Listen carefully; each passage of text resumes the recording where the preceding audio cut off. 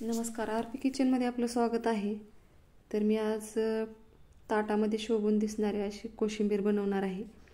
यासाठी भाज्या घेतलेल्या आहेत। तर गाजर घेतलेला आहे, कोबी घेतलेली आहे, ककडी घेतलेली आहे, कांदे घेतलेले आहेत, टोमॅटो घेतले। तर सुरुवातीला अशा पद्धतीने बघून घ्यायची कोबी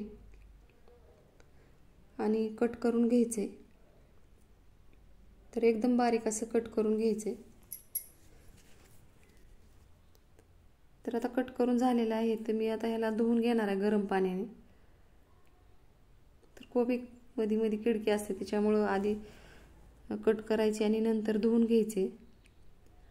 कांदा कट करून घ्यायचा आहे। तर दोन्ही बाजूचे देठ काढलेत, मध्यभागी कट करून घ्यायचे। सुरुवातीला उभा कट करून घ्यायचा कांदा आणि एकदम बारीक कट करून कांदा कोशिंबीरीसाठी वापरायचा आहे। तर अशा पद्धतीने मी बारीक केलेला आहे।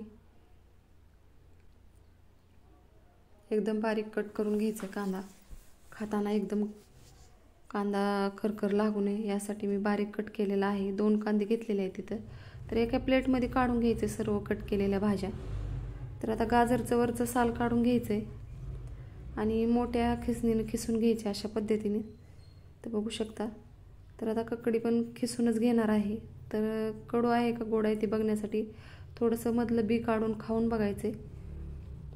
तर गोड लागत आहे। तर कधी कधी ककडी कडू असते, यामुळे कधी पण घेताना बघून खिसून घ्यायची।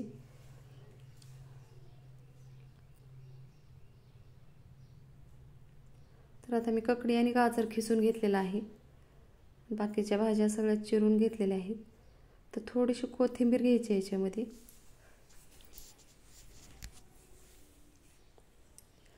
तर एका मोठ्या भांड्यामध्ये सर्व भाज्या काढून घ्यायच्या।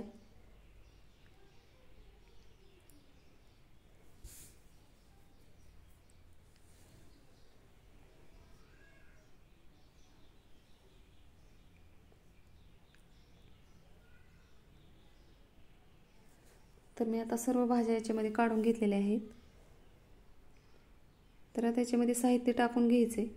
तर सर्व भाज्या मिक्स करून घ्यायच्या चमच्याने अशा पद्धतीने। तर चवीनुसार मीठ टाकायचे। तर शेंगदाणा कूट टाकायचे बारीक केलेलं, साखर टाकायची, त्यात मिक्स करून घ्यायचे। शेंगदाणा कुटामुळे एकदम छान असं घट्टपणा येतो कोशिंबीरला, पाणी सुटल्यासारखं होत नाही। यामुळे शेंगदाणे कूट टाकायचे थोडंसं। तर दही टाकून घ्यायचं याच्यामध्ये। जेव्हा कोशिंबीर खायला घ्यायची तेव्हा टाकलं तरी चालतं दही, सुरुवातीला नाही टाकलं तरी शेवटी टाकायचं खायला घेत असताना। तर बघू शकता एकदम छान अशी कोशिंबीर तयार झालेली आहे। यासाठी फोडणी टाकून घ्यायची। गॅसवर बारका तडका पॅन ठेवलेला आहे। तर 1 चमचा तेल टाकायचं, याच्यामध्ये जिरे मोहरी टाकून घ्यायची।